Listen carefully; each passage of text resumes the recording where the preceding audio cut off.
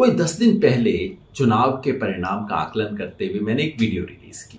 करोड़ों लोगों ने देखा, लाखों प्रतिक्रियाएं आई, सवाल पूछे गए। सबने कहा कि भाई 4th पेज से पहले आपने किया था, अब फाइनल मूल्यांकन क्या है?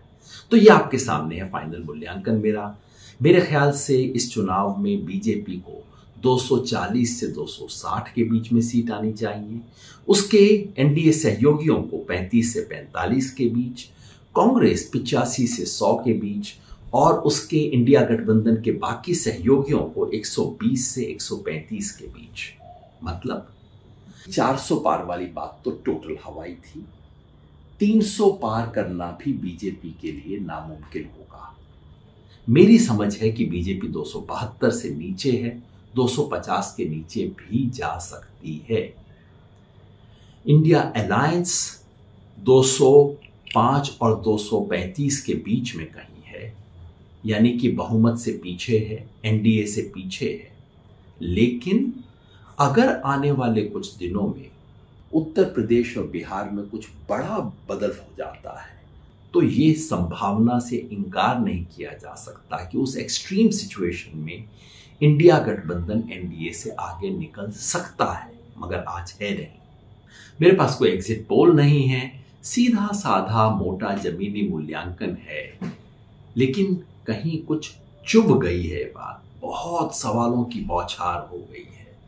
एक बात हर कोई पूछता है कि साउथ में और ईस्ट में क्या बीजेपी गेन नहीं कर रही, और वहां के गेन्स होंगे, बाकी के लॉसेस तो बराबर हो जाएंगे। इस बात में छोटा सा सच का अंश है। सच का अंश ये है कि हाँ, जो तटीय पट्टी है केरला से लेके उड़ीसा तक, इसमें बीजेपी के वोट बढ़ेंगे, थोड़ा सा सीट का भी फायदा होगा। शुरुआत यहीं से कर लेते हैं, बीजेपी के गेन्स देख लेते हैं। फायदा उतना नहीं जितना वो सोचते हैं।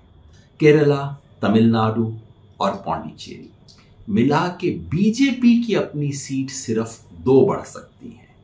एलाइज को भी 2 और सीट आ सकती है। आंध्र में बीजेपी के एलाई, टीडीपी और जनसेना ने बहुत अच्छा परफॉर्म शायद किया है। कुल मिला के इन्हें 15 सीट आ सकती हैं। बीजेपी की अपनी सीट बढ़ेंगी 3। तेलंगाना में इस बार सीधे कांग्रेस और बीजेपी का मुकाबला हो गया है और ऐसे में कांग्रेस की सीट भी बढ़ेंगी, बीजेपी की सीट भी बढ़ेंगी। ये भी संभव है कि लगभग बराबर हो जाए। मान लीजिए 4 सीट बीजेपी की और बढ़ गई, पहले ही 4 थी, 8 पे पहुंच गई। उड़ीसा, बीजेपी के पास ऑलरेडी 8 सीटें हैं, 4 सीट और बढ़ सकती हैं। विधानसभा में हारेंगे लेकिन लोकसभा में उनकी परफॉर्मेंस इंप्रूव होगी। कितना फायदा हुआ कुल मिला के? 13 सीट का।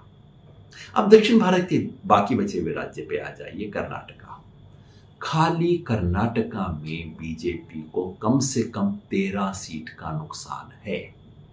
25 सीट बीजेपी के पास है, एक उनके सहयोगी के पास थी। 12 से ज्यादा इस बार बीजेपी की नहीं आ रही, तो 13 सीट का जो फायदा बाकी सब राज्यों में हुआ वो अकेले कर्नाटका में बराबर हो गया। बच गया ईस्ट। बंगाल में दोनों तरह की बहुत रिपोर्ट आई है और काफी देखने के बाद मेरा मोटा मानना है कि बीजेपी जो गिरावट हुई थी उससे उठ के वापस 18 के करीब कहीं आ जाएगी। ना कोई बड़ा गेन, ना कोई बड़ा लॉस। नॉर्थ ईस्ट में पिछली बार बीजेपी ने बहुत अच्छा परफॉर्म किया था, असम और सारे राज्यों में।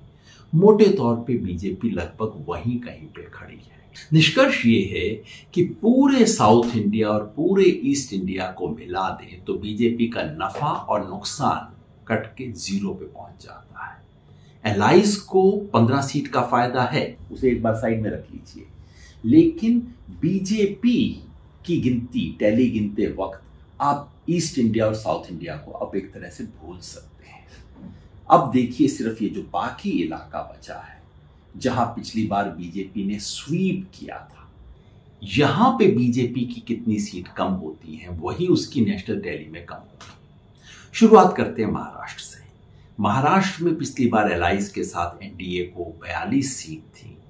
इस बार कम से कम 20 सीट का नुकसान है। 5 सीट का नुकसान बीजेपी को, 15 का एलाइज को। राजस्थान में कम से कम 10 सीट का नुकसान है। चलिए इसके अंदर गुजरात भी जोड़ देते हैं, दोनों में मिला के 10 सीट का नुकसान। मध्य प्रदेश छत्तीसगढ़ में कम नुकसान है, लेकिन अगर उसके साथ आप झारखंड भी जोड़ दें तो तीनों में मिला के 10 सीट का और बीजेपी को नुकसान। हरियाणा में बीजेपी के खिलाफ एक आंधी सी है, हरियाणा और दिल्ली में 10 सीट का नुकसान, और उधर पंजाब, हिमाचल प्रदेश, चंडीगढ़, जम्मू कश्मीर, लद्दाख में मिला के 5 सीट का और नुकसान। बच गया उत्तर प्रदेश और उत्तराखंड, जहां मेरे अनुमान से बीजेपी को कम से कम 10 सीट का नुकसान है।